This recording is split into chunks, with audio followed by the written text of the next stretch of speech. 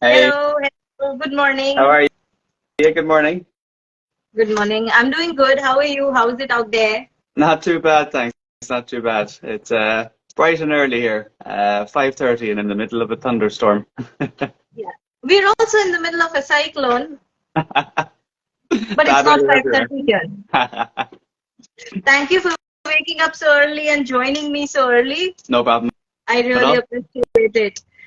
So, everybody, if you've been following me for a while, you already know about my love for Robusta, and I also created the hashtag that says Rise in Love with Robusta. And today we'll be talking about exactly that. So be prepared to hear the word Robusta a lot of times because that's what today's live is all about. And for joining me today is Daniel, who along with his wife owns a cafe and micro roastery in Cork, Ireland. They roast seasonal coffees from small specialty farmers, both Arabica and Robusta. And Daniel's wife is an amazing baker who manages the cakes and pastries in the cafe. And Daniel, like me, is a Robusta lover, right, Daniel? Exactly, that's correct. Wonderful. So, do you want to give another minute or so for everybody to join, or should we begin? Um, We just need yeah, I mean, we can everybody. if you want. Yeah, but I'm ready whenever you are. We have some people already joining in. I have just poured out my coffee. And cheers to that. Yeah. What are you having? I'm having a specialty Robusta, of course, from a farmer called Mr. Toy in southern Vietnam. Okay. Nice. Vietnam does some good Robustas, right? I was there last year. Yeah. I mean, they've always been the number one importer or exporter of Robusta or Canephora in the world. Yeah.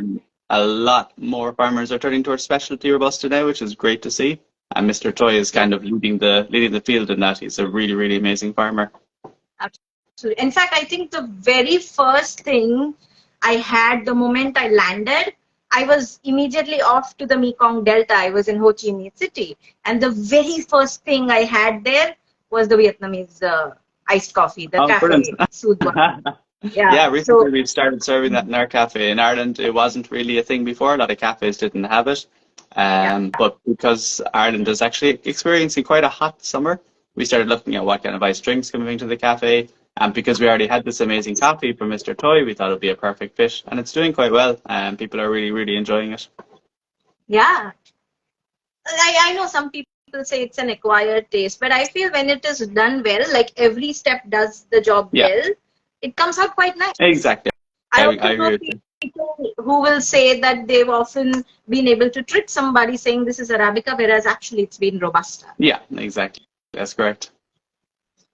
All right, I think we've waited for everybody. People can keep joining and we can begin.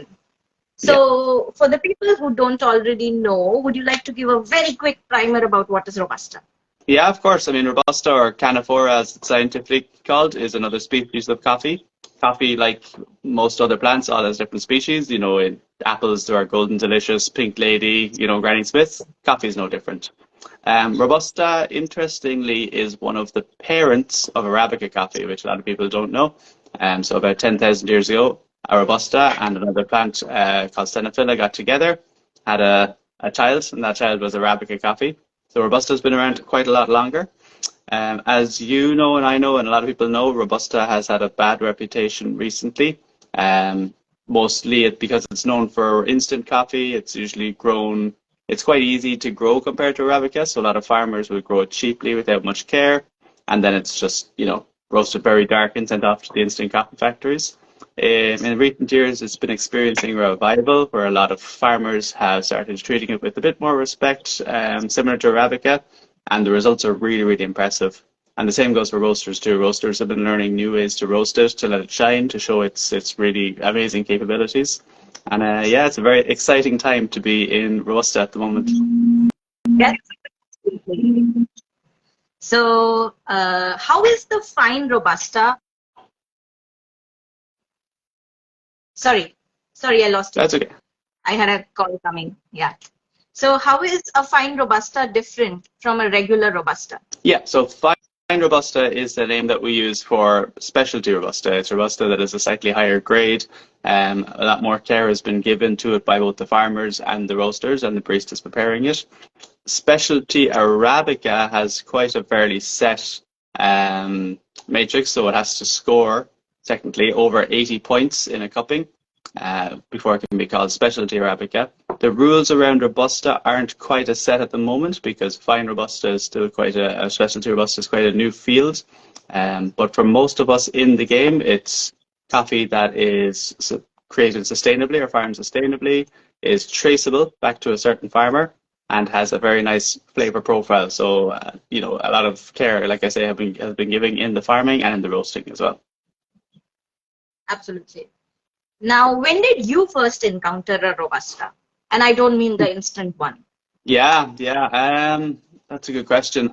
Like most people, I was given a Robusta when I was training with Arabica coffee, to show how much better Arabica is than Robusta. I think that's the way a lot of us were introduced to it.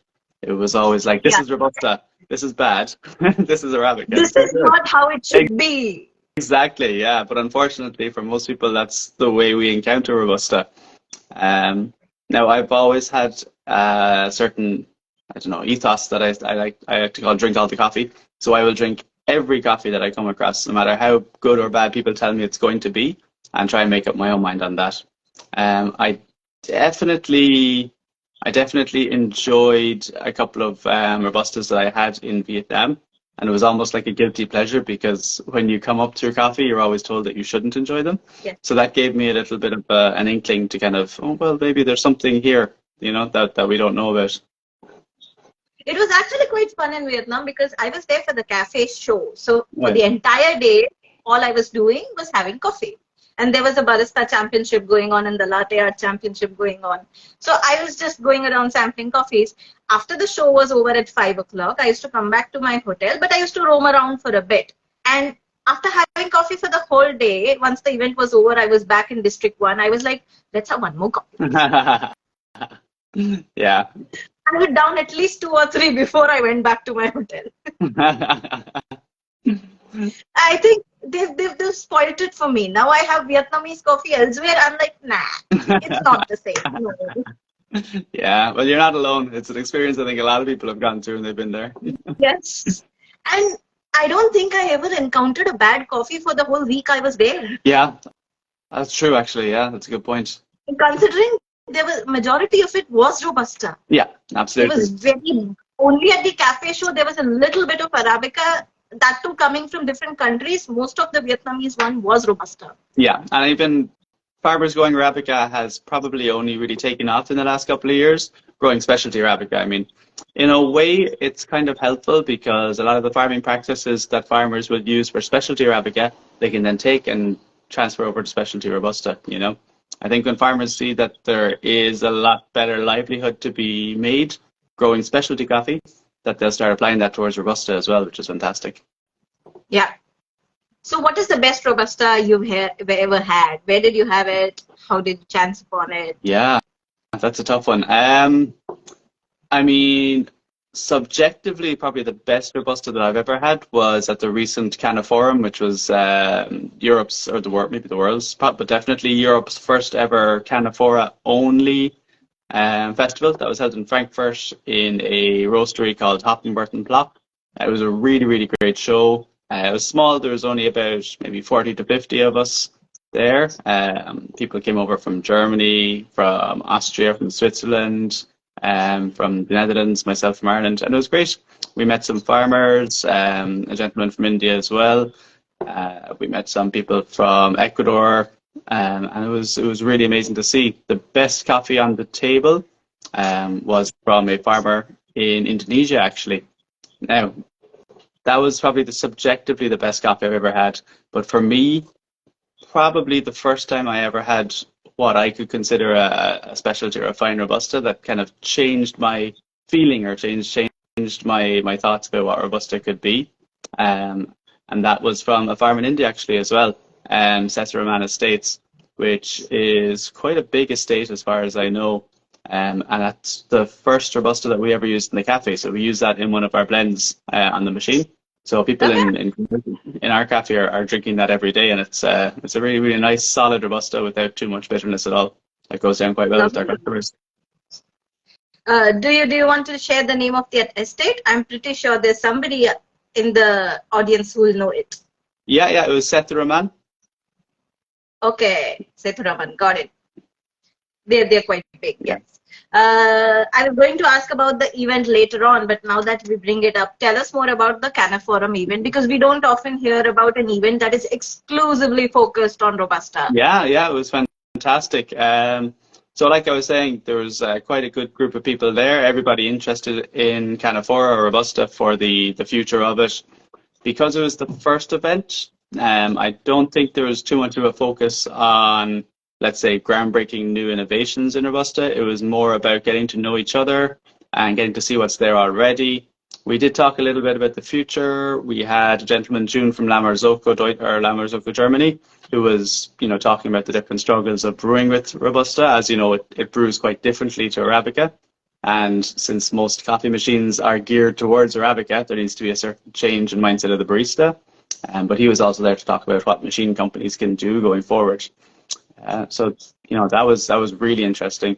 And yeah, it was a 2-day event. It was organized by Kumpa Coffee, who are a very big specialty Robusta coffee importer in Germany, and also Giovanna Coffee, who work exclusively with Ecuadorian Robusta. They do some really, really great projects with women's cooperatives in Ecuador.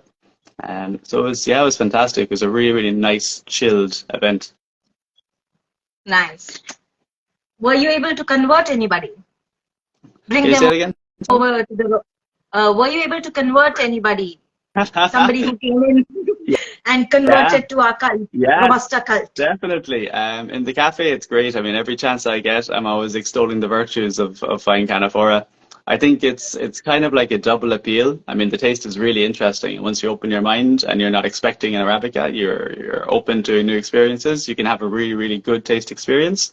But also, just for environmental factors, I mean, it's so much easy. I have to say this as not a farmer, so I can't say it's easy. But it does seem to be a lot more straightforward to grow Robusta than to grow Arabica. You need a lot less pesticides. You can grow at a lower altitude as well, which is great. Yeah. So you were telling us about talking to the Lammersoko guy about the challenges you face brewing a Robusta on an espresso machine, or any machine for that matter. Could you tell us what are the challenges that people usually face and how do you work around them? Yeah, so Robusta has a lot more organic acids, so it's going to react a lot differently when you're brewing it. Usually in the cafe, for us, the main thing that we can control is the water. So we always we craft our own water for our pour overs. So for a Robusta, we'll usually go for a water which has a lot less sodium that we would use for an Arabica, but we give it a bit more calcium and a bit more magnesium just to bring up the sweetness a little bit. For the machines, on an espresso machine, we usually pull a much shorter shot. So Robusta seems to over-extract, if we're going by Arabica terms, it would over-extract a lot faster than Arabica. So we'll pull a slightly shorter shot. It always does feel, though, because we're using a machine that is geared towards Arabica, that maybe we're missing something. We have to kind of adapt as we go. So that's what a lot of the talks with Lammersoko were about. Is how can we make a machine that maybe is geared just only towards Robusta?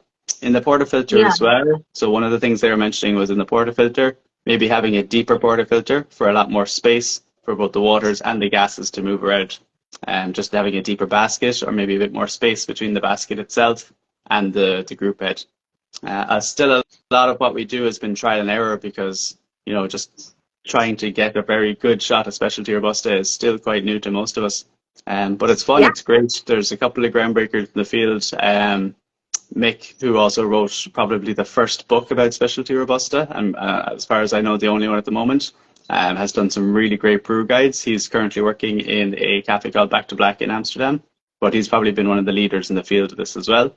And the aforementioned Giovanna, they send out a lot of brew guides with their coffee as well, with their Robusta. So we're still learning. It's still kind of fumbling in the dark, but it does feel like we're getting somewhere, which is great. Could you mention the book that you just mentioned one more time in case somebody wants to note it down? I can, of course. Give me 2 seconds there. Sure.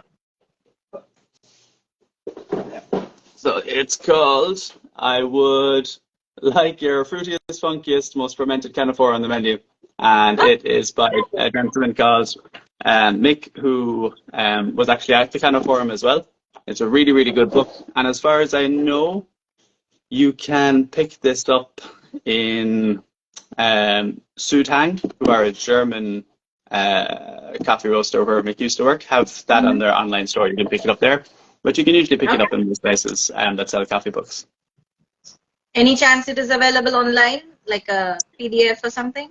Yeah, yeah. Oh, as a digital book, I don't think so, not yet. All right. Yeah, as far as I know, it's only available in physical copy.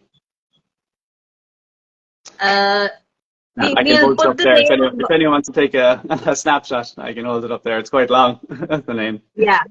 Why don't we do this? After the live, Daniel, could you share a picture of this? Yeah. We'll put it up in our stories and everybody can take it down. Yeah, it's a great idea. Because it's really a big name, but it's also a good name. I mean, Yeah, give me your best, sweetest, funkiest Canephora. That's a good one. I like the name. Yeah. And also kudos to the guy who wrote it, because I don't think we have books about specialty Robusta at all. Most books don't even mention it. That's correct. I've never come across one myself either. As far as I know, it is the first book written towards specialty Canephora ever. So it's great to have. That's good. I hope it's the first of many. Yes, absolutely. That's the hope. So what is some tips that you would like to give to home brewers as well as cafes who want to brew a Robusta? Yeah. So I personally believe that you don't cultivate a Robusta like an Arabica. You don't process a Robusta like an Arabica. You don't roast a Robusta like an Arabica. So you also don't brew a Robusta like an Arabica. Exactly. If you're going in with an Arabica mindset, you're sure to screw it up. Most likely, maybe not sure. So maybe keep an open mind and try something different, no matter at what stage of the value chain you are. Exactly. That's correctly, completely correct. So again, the most thing I mentioned was water. If you can control your water, fantastic. So if you're able to get distilled water, or if you're able to filter it down, take out a little sodium if you can, a little bit of alkalinity, and try and boost the calcium and magnesium is what I usually do myself. If you're unable to control the water, I would usually go for a shorter extraction. So if you're doing a pour over, I would try and knock about 30 seconds off it and increase the temperature of the water and increase maybe the dosage to make up for that. If you are going on a machine, I try the same as well. Try and knock a few seconds off the extraction. Like most things, it is playing around. If you're sticking to a set recipe that you've always used for all the Arabica you've drunk, you're going to be disappointed when you try that on a Robusta. You have to kind of build your profile from scratch again. But that's also what makes it really fun and really interesting, is because it's still a new frontier.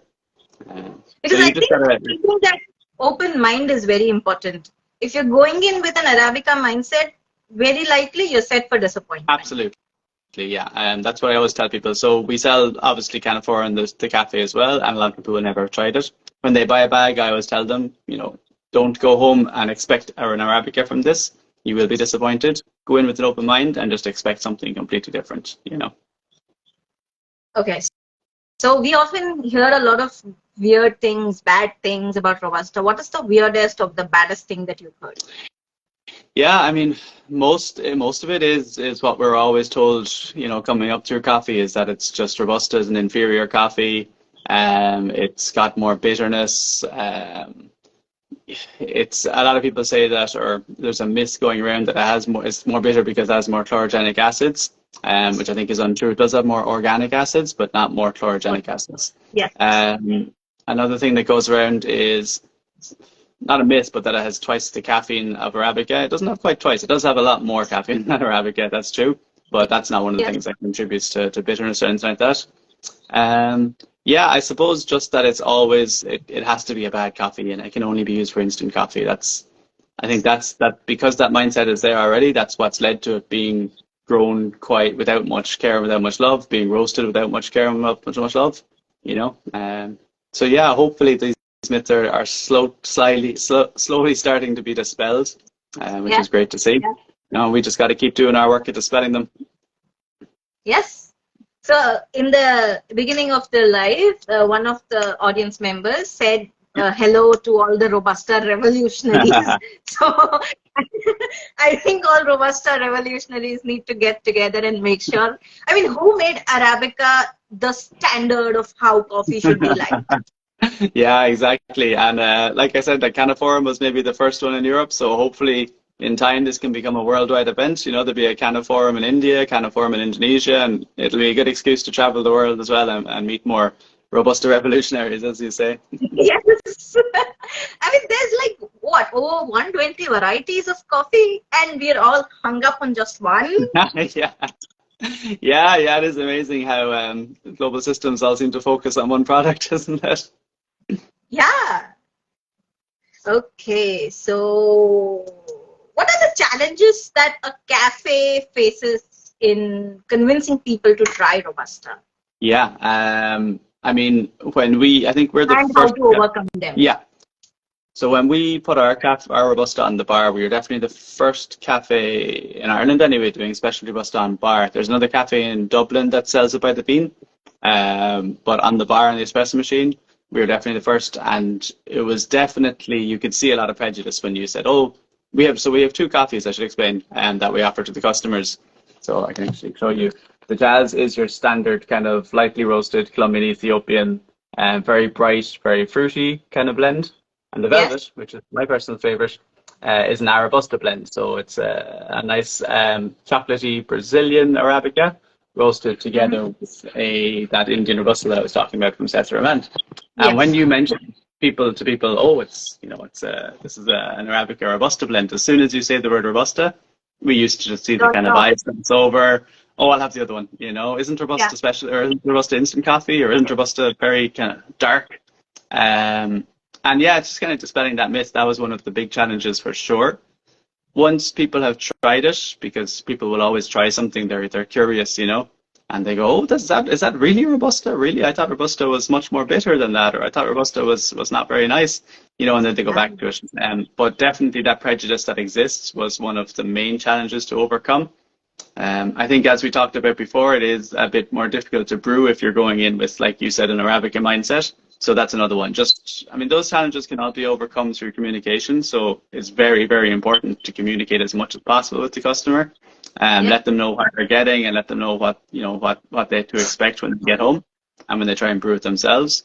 But those are the main ones, definitely the prejudice and just the fact that it brews so much differently from Arabica. But they can all be overcome. Yep. So I think it's also important that, see, I don't think all of us grew up eating everything that we eat now. Like, some of us would have grown up eating whatever our mothers cooked or whatever was in the house. Going out was a once in a while thing, so you'll have something different to try. But come now, when the world is so much more globalized and we try so many different foods, a lot of which we did not eat in our childhood. But we gave it a try. We kept an open mind. Maybe there's somebody who did not grow up eating, say, pasta. But now, when you're older, you've tried it, you like it. Maybe you have your own preferences of what sauce you like it with or what ingredient you like it with. But you kept an open mind, right? Yeah, exactly. And it's exactly the Same same for with coffee. Yeah, absolutely. And to be honest with you, we have some customers who've tried it, they've come back and they've said, "Okay, it was really interesting, but I didn't like it. It wasn't for me." And at that point, it's fine, you know, because like you say, everybody has different tastes. And for some people, it's just not the same thing. In the same way, we have customers that come in and say, "Oh, I don't like coffee that's too sour or too fruity," you know. And for them, Arabica is maybe not correct. So we steer them towards the Robusta, which is a lot lower acidity for most coffees. And they're quite happy. So it's like you say, it's a matter of personal taste and what we're used to, really. You try it, you don't like it, and then you go back to what you like is perfectly all right. Exactly. But don't shun something before you even gave it a shot. Exactly. Don't knock it till you've tried it. Yeah. Or don't deter other people who want to try. That is a problem too, yeah. I mean, there's a lot of experts around these days, isn't there? Who are quite happy to tell other people what they should do and what they shouldn't do. And I think for most of us, like we said at the beginning, when we were learning about Robusta in the beginning, that's what was happening. We had these so-called experts telling us that Robusta is bad and you shouldn't drink it and you should only drink Arabica. This should be your standard, you know? Yeah. But yeah, we just got to keep doing what we can. Yep. I think a good cup of coffee is the cup of coffee you like. You want to add a ton of sugar to it, you want to add milk to it, you want to have it black, you like a light roast, dark roast, Arabica, Robusta, anything. You like it, that's your good cup of coffee.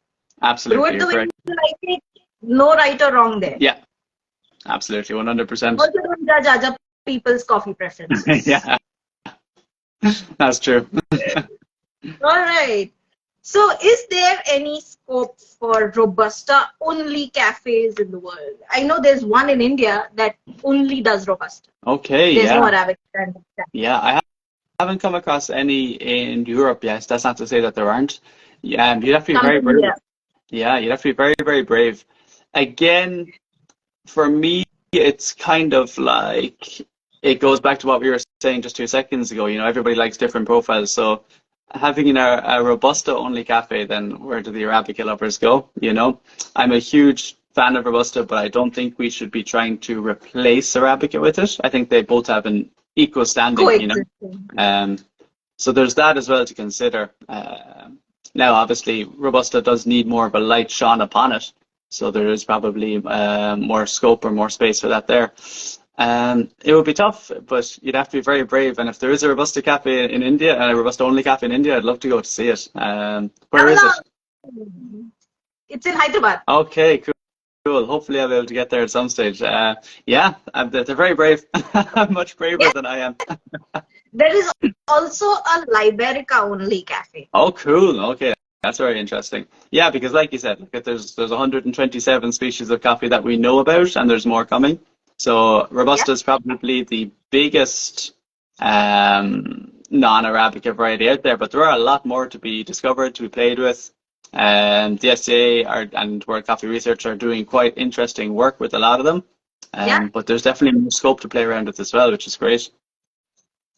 I think the World Coffee Research also recently launched their whole catalog. Yeah, absolutely. Yeah. Hopefully, the World of Coffee is in a week, so hopefully we'll learn a few more things there as well in Athens. You're giving me FOMO. I'm not going to be there. Sorry, I won't mention it anymore. I'll be seeing everybody's pictures and I'll be like, man, I wish I was in Greece right now. It'll be too hot, don't worry. All right, we've covered tips for cafes. We've covered tips for home brewers. What is a good, this is a question that one of the followers asked when we floated the question box. So they asked, what is a good ratio to cold brew a Robusta to make like an iced coffee or a cold coffee or something? That's a great question. I've never tried cold brewing Robusta. Oh, you should. You totally should. Yeah? Okay. Yes. Yeah, I would. I'll give you a secret tip also. So what I do is I brew it very cold. Yeah. I have started brewing my cold brews at like 1.5 degrees Celsius. I put my refrigerator on the coldest it can go. Yeah. Just so it doesn't freeze. That's what I'm looking for. And then it gets nice and creamy. Okay. Interesting. Yeah, that's a good question. Top it up with an elderflower tonic water. Okay. Wow, that sounds really interesting. I must give that a try. If you're feeling a little more fancy, a slice of orange goes in. Wow. Because there's no acidity. Yeah. Elderflower has a nice lychee-like flavor that goes very well with the Robusta. And if you want a little zesty on the nose, then a slice of orange. That's it. Oh, amazing. Okay, I must give that a try. And what ratio do you use? I generally brew my Arabicas at 1:10, and I do my Robustas at like 1:9-ish. Okay. Or 1:11, depends. Yeah. Okay, perfect. I'll give that a try. I'll let you know. And I grind it like I'll grind it for a pour-over. Yeah. Brilliant. Okay, once this thunderstorm passes and we're back to cold brew weather, I'll definitely give it a try. I always keep one container of something cold brewing in my fridge. Okay, brilliant. Because the day when you're like so tired from work, you get home, you want a cup of coffee, but you don't have the energy to get up and brew and everything. Yeah. Cold brew is your savior. Thankfully, for me, caffeine does not bother me, so I can drink coffee at any hour of the day and still sleep like a baby without a problem. So that helps. Brilliant. But you should try cold brewing the Robusta. The good thing is all that bitter bite that Robusta usually has will be completely gone in a cold brew. Interesting. But all right. Robusta for that. I mean. Yeah. starting product has to be good. Of course. But worth a try. And the other drawback is the very little acidity that Robusta has will also be gone because cold brewing will not extract. But the bitterness will not be there. So for managing the acid part, I add a dash of orange, or elderflower usually does it, or a grapefruit tonic also works. Wow. Okay, cool. Thanks for the tip. Last week, so I also ferment a lot. So I have a ginger bug sitting in my fridge at all times. I dashed a little of ginger bug into my Robusta cold brew. That also comes out very well. Okay. It has that slight pungency of ginger. Yeah. Okay, I can imagine the taste. Brilliant. Okay, I'm definitely going to give this a try. You should. You totally should, and you will love it. I'm telling you. I find Robusta much easier to play with because it does not have all those fancy and funky, and my cup is not going to taste like bubble gum. I know that. Yes, for sure. So I can play more with flavors. You know? Yeah, of course. Yeah, as let's say a mixing base, like you say, it definitely has a lot more potential. It definitely takes on a lot more flavors, which is great. Yes. So as it is, see, ginger ale and cold coffee is a white age-old blend. I just use a ginger bug, which I fermented at home. So it has like less sugar, and whatever sugar it has already been fermented to like lactic acid, and then you have a ginger pungency. So it comes out really well. Yeah, okay. Cool. I'll give it a try. Mostly just taste your cold brew and whatever you find missing, and you just add. All right. So if somebody is like a beginner, would you recommend they have Robusta with milk or just as? Yeah, I mean, it's completely down to personal preference. If you like your coffee with milk, then try your Robusta milk. You know, if you generally drink your coffee black, try your Robusta black. If you want to get the bare bones of the taste, like what it really, really tastes like, obviously, like most coffees, we would recommend trying it black. But it's like you said before, it's all down to personal preference, you know. Milk and sugar, cream, whatever you go for it, you know. Perfect. Now, this is another question that I got asked on Instagram is, do you think producers are focusing more on quality than quantity when it comes to Robusta and not just Arabica, which is causing the Robusta to get better, opening up a whole new category of fine Robustas, making it a better experience? Yeah, absolutely. I mean, we can see that farmers are definitely going more towards quality over quantity. It's a tough one. It's very easy for us as consumers to say, oh, farmers should focus more on quality. But I mean, they're the ones that need to be making the money. You know, they've got families to support and laborers to pay. If quantity is what's paying the bills, it's very hard, and it's not morally correct for us to tell them to move away towards that and focus more on quality. The good thing is, as Robusta is becoming more known as a specialty coffee, farmers are able to ask for a higher price for higher quality coffee. So that is a huge, huge factor as well. You know, if farmers can see that putting more effort into making high quality Robusta pays more, which is the main thing that they're able to, you know, feed their families and pay their laborers and everything else, then, you know, that's where the move is going to go eventually. But there's definitely been a lot more focus on quality recently, which is great. There always has to be an incentive. If you're asking for more effort, there has to be an incentive. Like, why should I put in more effort, right? Absolutely, yeah. And we see a lot of roasters in, let's say, Europe or America trying to tell farmers in producing countries what they should be doing. And a lot of these roasters are just thinking about the coffee that they're going to get and not the economic effect that it's going to have in those countries, you know? Sorry, go on. I said, yes. Yeah, it's definitely a big problem because obviously, you know, the farmers will want to keep, if they have a direct trade contact or something, they want to keep that contact going. But we definitely need to be thinking a lot more about, you know, how are we affecting their livelihoods of those farmers by making these, you know, requests or even demands in some cases. But yeah, like we were saying, it's definitely better to see that you can get a better price for higher quality Robusta, which is where it's going to go now. And if you can do both quality and quantity, then even better. Absolutely.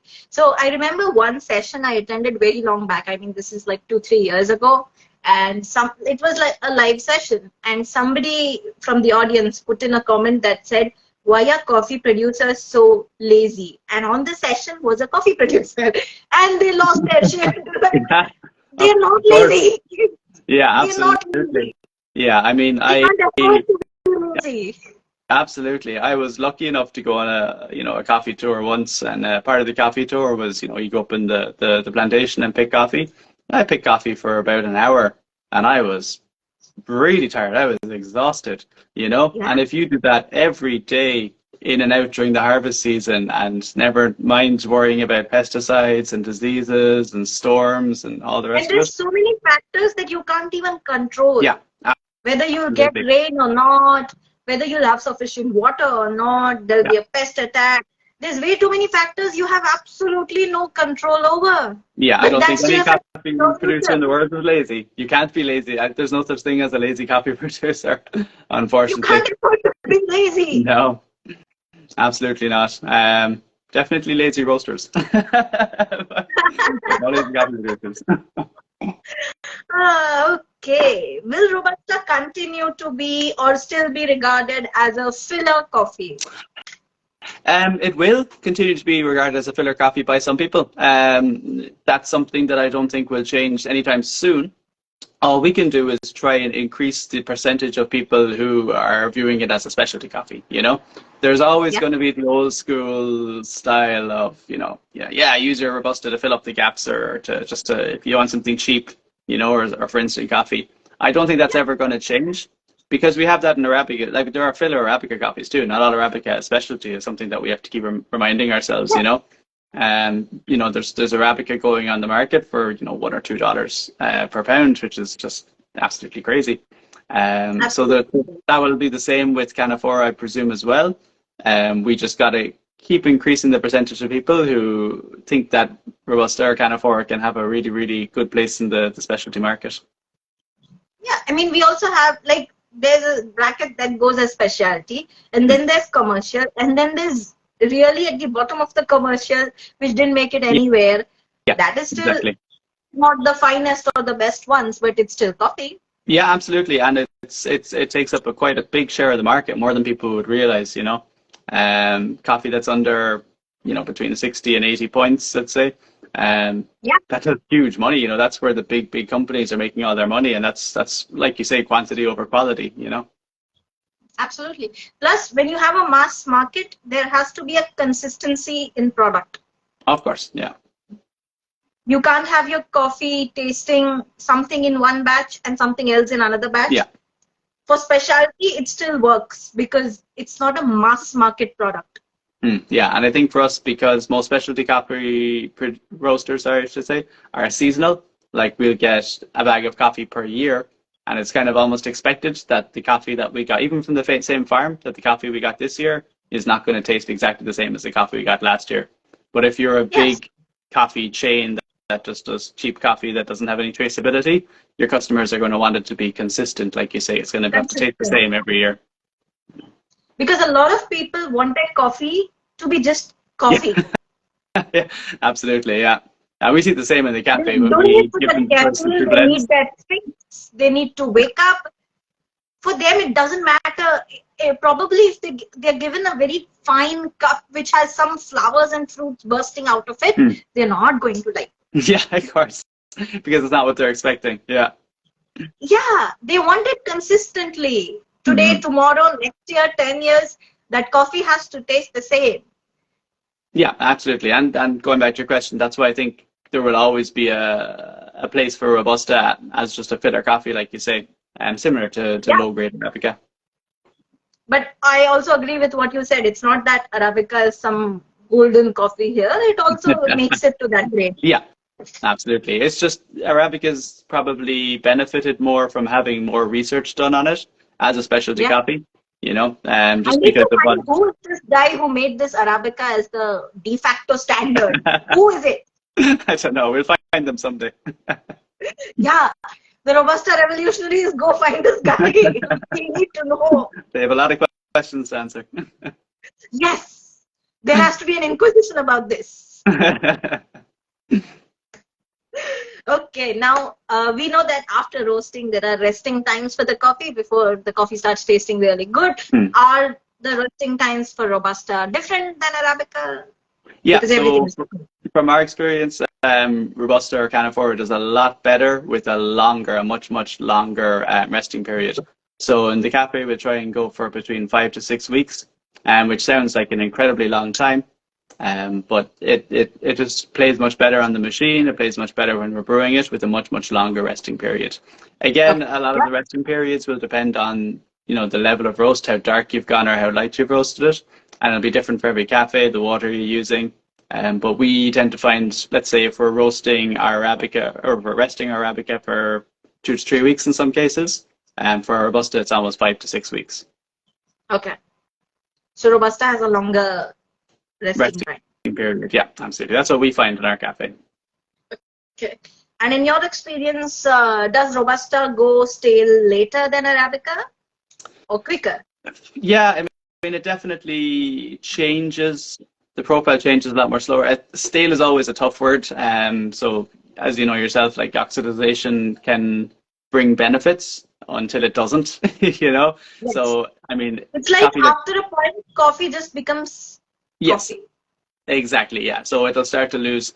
It can probably take a lot more oxidization than some Arabica. If that Yes. Arabica is roasted and farmed to be very light and floral and fruity, then Robusta is going to take a bit more punishment from the oxygen, I'd say, than that, than Yes. the Arabica.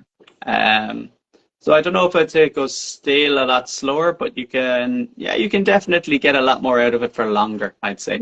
If I was Longer to time. try and brew one of our Arabicas that had been roasted 6 weeks ago, it would probably fall quite flat. It would be missing a lot of the florals and a lot of the juicy notes that we look for. Whereas the Robusta would just be coming into its own. It would just start to really shine after 5 or 6 weeks. Yes. Yes. Yes. And it also depends on how people store their coffees. Absolutely, which is the big thing that a lot of people don't think about. Some people just, have it sitting in a big bin somewhere exposed to the elements, So yeah, I mean, you need to let a little bit of oxygen in and out, and obviously when you're opening tubs or lids or whatever, some oxygen is going to get in and out. But keeping it stored in the correct way with as little oxygen getting in and out of the sunlight is key. Yep.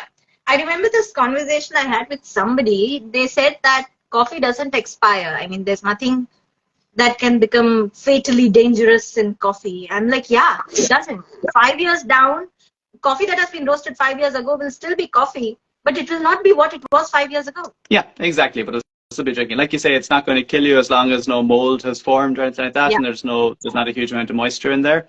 Yeah, it just won't taste what you're expecting it to taste like. It won't taste the same as it was 5 years ago. Why are you keeping coffee for 5 years? Don't tell me that. Yeah, unless you find a time capsule or something. Why was it forgotten somewhere in some Yeah. corner, and then we were moving places, and I'm like, oh, I found coffee. Yeah, and I mean, look, if I was ever going to put down a time capsule, I would definitely put in some coffee so that people in 100 years can take it up and make a I YouTube would video. ask, can I take coffee with me? Because then I'll be freezing it with me. That's a great idea. I'll wake up and first thing I'm like, coffee, please, coffee. Definitely. I need coffee to survive the world.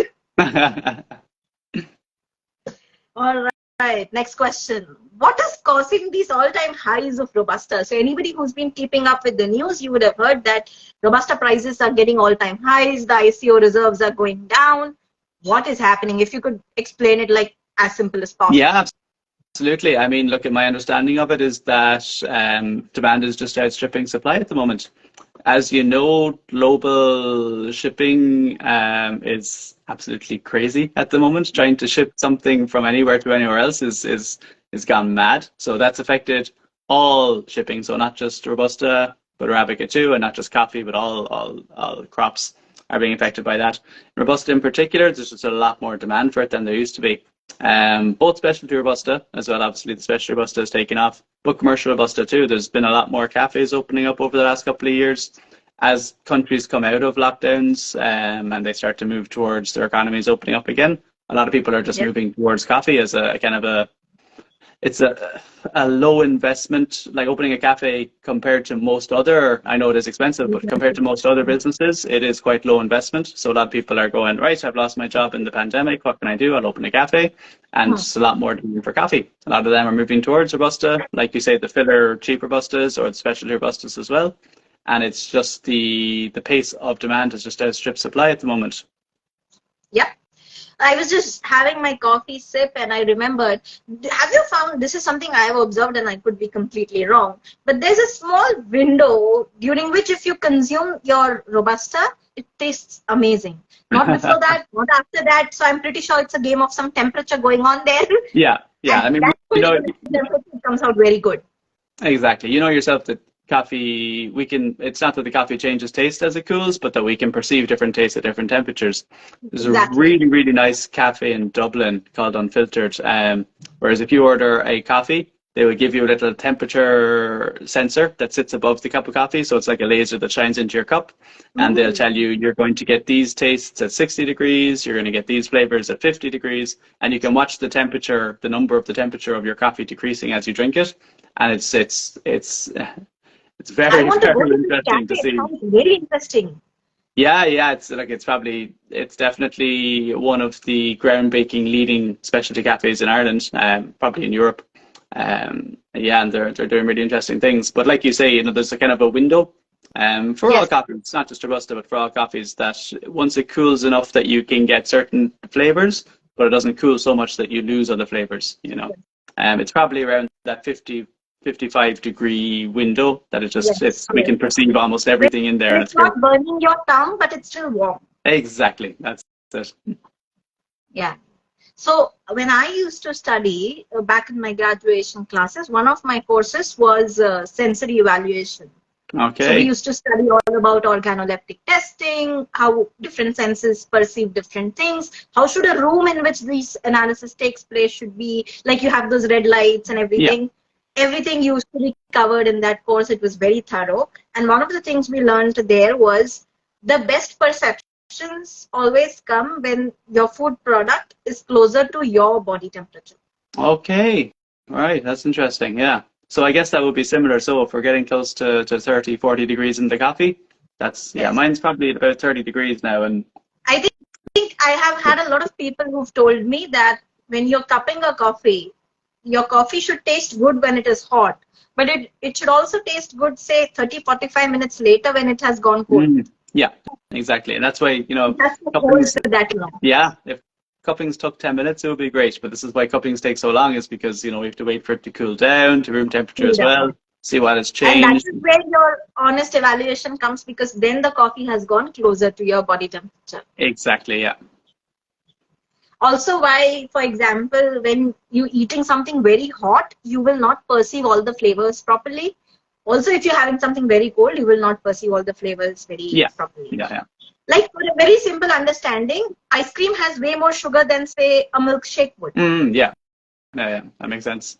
Because it's way colder, so to get that same sweetness perception, you need more sugar. Okay. I never thought about that before. That's really interesting. Your senses are numbed out at whatever temperature you're eating ice cream at.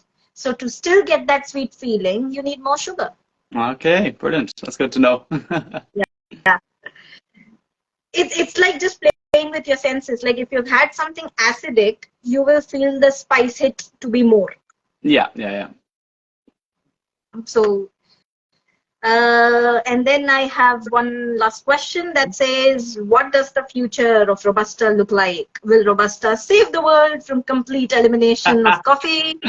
And will volumes of Robusta produced go up in response to the changing climate and changing demand? Yeah, there's a lot of this talk going on at the moment that, you know, Robusta is the savior of, is the only thing that can then stop climate change destroying coffee. Look, the only thing that can stop climate change destroying coffee is us. There is no golden bullet. You know, we've made this problem. We need to fix it. It is definitely helpful. Like we were saying in the beginning of the talk, you can grow Robusta at a much lower altitude. It doesn't require as many pesticides and herbicides. The reason it's known as Robusta is because it is a more robust coffee. You know, it's less susceptible to disease.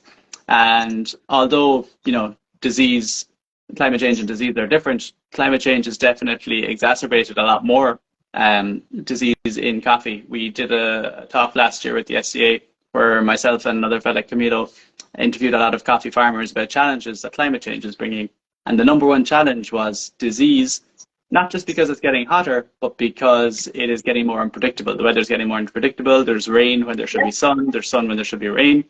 So having a coffee that's a bit more robust and is a bit stronger against those diseases is a huge help. But unfortunately, no, there's no golden bullet. There's no magic spell that can fix climate change. Robusta is just one more tool, I suppose, that we can use. But at the end of the day, the change has to come from humans. It's the only thing that can change So it. Robusta can help. Yeah. It can be another weapon in your armor, but it is not your shining light in a shining armor. That's it. Who will save the world? Yeah, the only people that can save the world now are us. You know, the only people who can save the world are the ones that have made it this way in the first place. That have actually screwed it up. Yeah, exactly. Too right, unfortunately. Yes. Anything else you'd like to talk about? By the way, I like the logo behind you. Ah, cheers. I really like the logo. Does it have a meaning? That's actually one of our regulars. He's a painter and a plasterer by trade. So he just does a lot of plastering on walls, but he does a special type of plastering called Venetian plastering, and that's very similar to our own logo, as you can see up the top there. Yes. Yeah. So he just he painted for us and he hung it on our wall. It's lovely. It was a lovely, really nice gift. So yeah, I'll always try and get it in the camera when I can. And that's great. Yeah, I suppose. Thank you so much for having me on. It was great to talk about. This is just the beginning. Thank you so much for waking up this early and coming on, guys. He's been on since 5:30 in the morning. Most of you in the audience, like me, do not wake up at 5:30. We are not pleasant people at 5:30. Like this is life in a micro bakery is getting up very early to get the cakes ready. But that's what the coffee's for. So yeah, look, like I said, this is just the beginning. Wake up at 5:30, it will be like poisonous people. It's like, go away. Yeah, sure. Look, I'm asleep by 10 o'clock. So that's the other side of it. I'm asleep very early. I was up till like 2:30 last night. Yeah. So yeah, like this is just the beginning really of what we know about specialty Robusta now. It's still a very new and unexplored frontier, and there's some really cool people doing some really great work, like yourself and like we were talking about Mick and Giovanna and Kumpa as well, Mr. Toy. So it's really interesting, and it's a great time to join the journey, you know. Okay, I'll just look through the comments if we have any questions from anybody. I did see some come through. I have. Is the R grading system leaning more towards the intrinsic experience rather than a representative number-based grading system? Yeah, that's a great question, and we see this now with Arabica. I don't know if you saw, but the SCA has released a new grading system. So up until now, for the last 50 years, specialty Arabica has been classed as coffee that had scored over 80 points in a cupping, and that was it. No more questions asked, which leaves out a lot of things like, you know, the relationship with the farmer, how sustainable the farming practices were, how much value the farmers were getting for money themselves, for the coffee themselves, and if they could support their own families, and, you know, the different flavor profiles in the coffee itself. Arabica has now switched over to a more core values-based cupping system, which is only really being showcased this year. Robusta or Canephora hasn't joined that just yet. I would presume that seeing how the CGA or the SCA's new core value system for Arabica plays out, that they will follow very closely. So that would be very good, because just going by numbers creates quite a lot of problems, you know. If you're only using numbers to judge whether a coffee is worthy of a higher price or not, then you're leaving out so many things, like, you know, the effect that the coffee itself has on the environment, on the farmers, on the people producing it. But yeah, hopefully we will definitely be going towards, like you say, a more intrinsic experience rating in the next couple of years. Yeah, I think that attribute-based system is much better, actually. The one that has now come out. Yeah, that is a good move. And also in this regard, I like to mention the work of Professor Pereira and Fabiana and his team, who've developed a Robusta tasting wheel. I don't think it's fully out yet, but I know I've been following their work for a bit, and they've been doing good work on developing that flavor wheel for Robusta, because we've been using the Arabica one for everything in the world. Yeah, and this is like And you said before, if we're using Arabica to judge Robusta, it's not going to work, It's not the going to metrics work. have to be completely different. So it's almost like reinventing the wheel. It's starting all of our profiles, all of our judging tools all over again from the ground up, which is great. It means that there's scope to look at where the Arabica grading system has made a mistake or has not really done justice to the people producing it, and then kind of adjust that for the Robusta grading system. I think in this regard, there's also a need for regional variations in the flavor wheels, because something very simple like, say, a mango. What I perceive as a mango flavor could be very different from person in another region of my own country perceiving mango, because there's so many varieties of mango. Yeah, absolutely. And this is something that's been talked a lot about by roasters. So obviously we put flavor notes on our coffee bags. But I mean, do you use the flavor notes that you experience as a European or as an American, or do you try and use flavor notes from the country that the coffee comes from? How do you make it relatable globally? It's a very tough one, because like you say, like even a mango can taste different in different regions. Never mind between different countries. Countries, exactly. If I go to, say, Vietnam and taste their dragon fruit, and I taste dragon fruit in my country, it tastes different. I've done that. It No, of course. tastes very different. Yeah, absolutely. Yeah. And there's one thing I learned when I was learning cupping. My trainer told me this, that when he was learning, they were cupping a coffee, and he wrote almond in his notes, and his trainer wrote marzipan in his notes. Yeah. Yeah. Technically, both of them are right. Neither of them are wrong. Exactly. But this guy, my trainer, had never tasted marzipan, but he has tasted almonds. Yeah, and that's those kind of regional differences that can create problems, but also create opportunities for conversations to happen. And it's great just to be able to think, oh wow, okay, so that's what this person gets because of their, let's say, culinary upbringing. I'm getting these notes because this is the kind of foods that I grew up with, and it just creates more opportunities for conversation, which is always a good thing. Mostly, there's no right or wrong in sensory notes, except if you're getting pineapple and I'm getting dark chocolate. Then there's some major problem there. Those two are a little hard to correlate, right? Yeah, then we have a problem. Yeah, that would be hard to argue. Exactly. Yeah, but if you get pineapple and I say get maybe an orange, it's not that far. Exactly. Yeah. No, you're too right. And then I have a question that says, has anyone tried to blend the two? So yes, we do have Arabica and Robusta blends. Yeah. Robusta is also very commonly used for breeding new varieties of Arabica to get some of the attributes of a Robusta into an Arabica. Yeah, absolutely. Yeah. So yes, we have blends, and blends I think is a good way to go forward, because not everybody might be able to palate a Robusta. So having a blend helps as a starting point or as a absolutely. It's also a good way to showcase the best of both. Like if you have some aspects of Arabica that you would think work really well with some aspects of a Robusta, it's great. Yeah. We have a couple of coffees on the bar that we blend together. So the coffee that I'm drinking at the moment from Mr. Toy, we also blended with a very, let's say, super fancy coffee from a farmer in Arabica called Diego Bermudez, which has won quite a few brewing competitions in the last couple of years. And they work really, really well together. There's both aspects of both coffees can really, really shine through. So yeah, there's absolutely space. I mean, all coffee is a blend. It's a phrase that's thrown around in coffee quite a lot. Even if a coffee comes from a single farm, it's still a blend of the different trees on the farm. If it comes from a single estate, it's usually a blend of different farms on the estate. So if you get down to it, all coffee is a blend. So why not? Why not experiment and play around a bit? Yeah, and of late I'm seeing this tendency where blends are looked down upon. I don't think it's something like that. It's a win-win for everybody. Consumers get to taste different things. For a roaster, it's also a cost buffering plus more control over the IP, because you know how much you blended of what. Yeah, of course, yeah.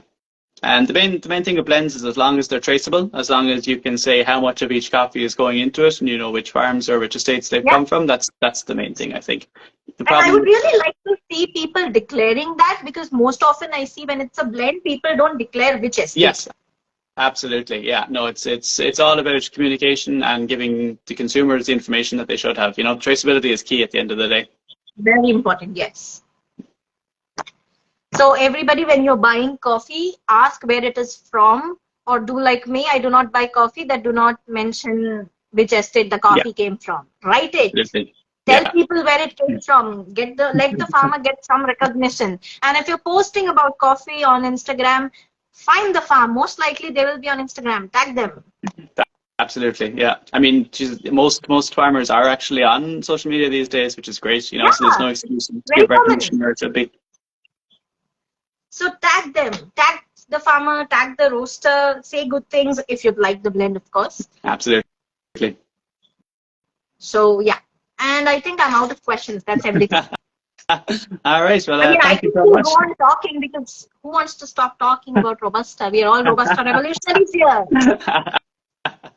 Yeah, this is great. Thank you so much for all the good work you're doing for shining a spotlight on Robusta. It's great, and I hope you keep going with it. And yeah, I'm really excited to see where this journey is going to take us in the future. Yes. And everybody who wants to share this live, see it again, I will be saving it. And of course, I'll be adding Daniel. Please do follow Daniel. And next time there's a Canephora event, I'm hoping more of us can go. And everybody, please use my hashtag Rise in Love with Robusta. Brilliant. Thanks so much, Avi. Thank you so much. Everybody, I'll see you all tomorrow again when I'm doing a live about cheese. Thank you, Daniel, Cheers. Have a for great being so nice day. and pleasant at 5:30 in the morning. None of us can manage to do that. No problems. Have a lovely day. Take it easy, guys. Thank you. Have a wonderful day, Bye. everybody. Bye. Bye.